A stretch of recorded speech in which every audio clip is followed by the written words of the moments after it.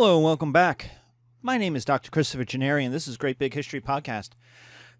Here we begin with our first episode of History 102 from around 1500 to the modern times to like 2001. Episode 1. Everybody wants to rule the world. But who will rule the world? Because in this class, somebody will. And so, ruling the world is not a new thing, nor is the use of power. And so we're going to do a bunch of quotes that go all the way back to Thucydides, quoting Athenian generals in 426 BC, "The strong do what they will, and the weak suffer what they must." That is from a scene in which Athens was justifying the committing of a genocide. This class, we're going to talk about some genocides. Philip II, to his son Alexander, on his taming of the great warhorse Bucephalus. "O my son, look thee out a kingdom equal to and worthy of thyself, for Macedonia is too little for thee."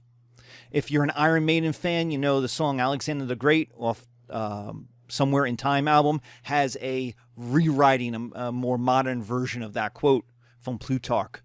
"Seek thee out a larger kingdom, for Macedon is too small for thee." Prime Minister Salisbury in 1898.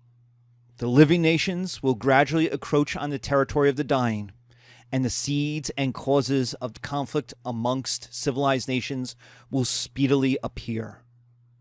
And Monsieur Darcy in around 1900, "Those who do not advance go backwards, and those who go back go under." You could see in both of those the influence of Darwin, that either you're living and growing, or you're shrinking and dying. That the world is divided up into the great and the weak. Back to Thucydides. "And if you're the strong, you do what you want. Those who do not advance go backwards." So you must advance. You must change. You must evolve. Because those who go back go under.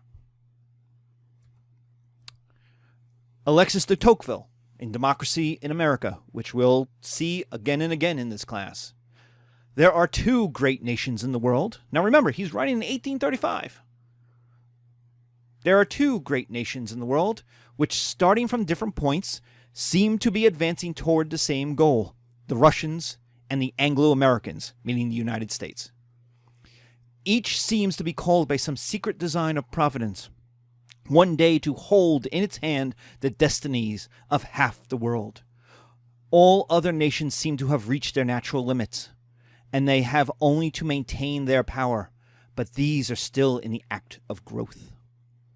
In 1835, neither the Russian Empire, despite having just defeated Napoleon and marching armies to Paris, nor America, the United States, which was just then starting to settle out beyond the Mississippi, we're all that powerful. We're all that important. We're all that taken seriously. Now, the Russians had defeated Napoleon and still weren't taken seriously in 1835. But it was what Tocqueville was discussing was their potential. Russia had an immense amount of territory in Europe and all of Russian Asia, all of Siberia, to harvest. The United States had everything beyond the Mississippi.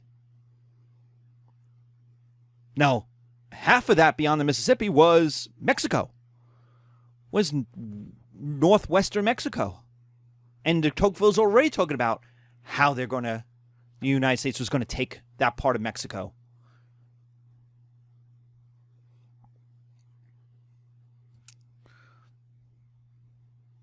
In 1835, Texas was just revolting.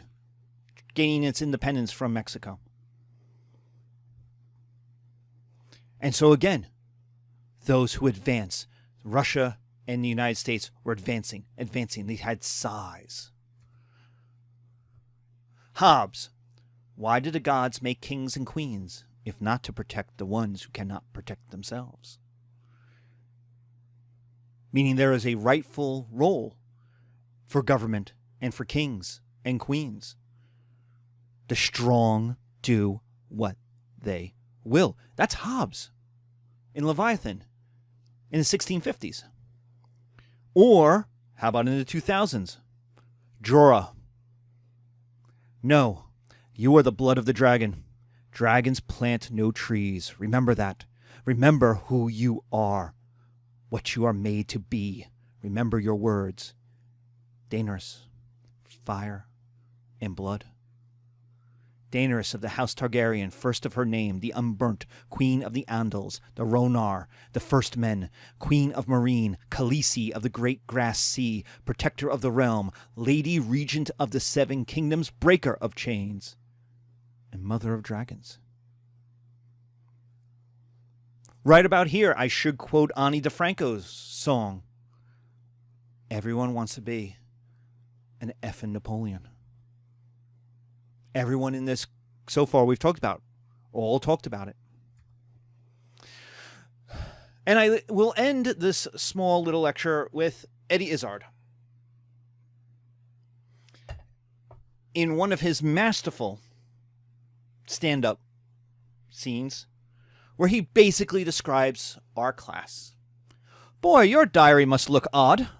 Diary meaning your schedule, your planner. It's British. Your diary must look odd. Death, death, death, death, death, death, death, death, lunch, death, death, death, death, death, death, death, death, quick shower, afternoon tea. That's our class. Our class, especially with the invention of gunpowder, but even without, with the Great Plagues, is death and death and death.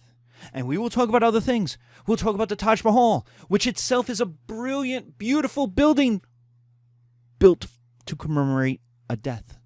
It's love, but also death.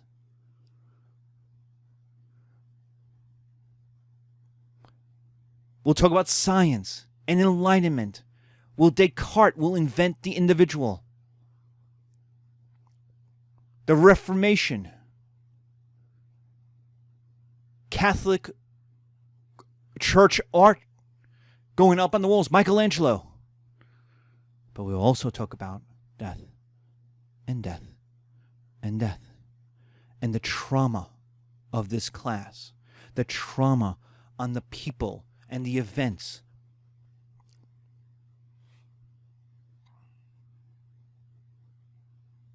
So that's where we begin our class.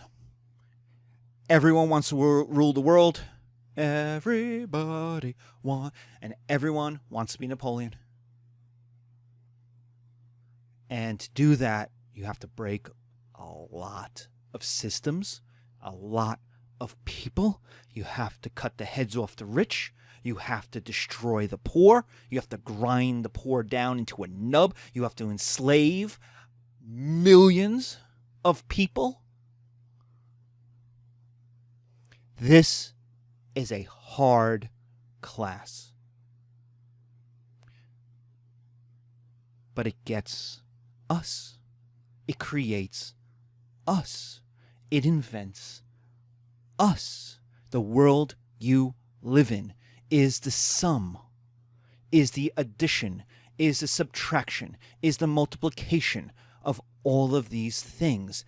And to understand yourself, to understand who you are and where you are in the world right now, and how you affect the world and how the world affects you, we do this class. Thank you. Be safe. Take care.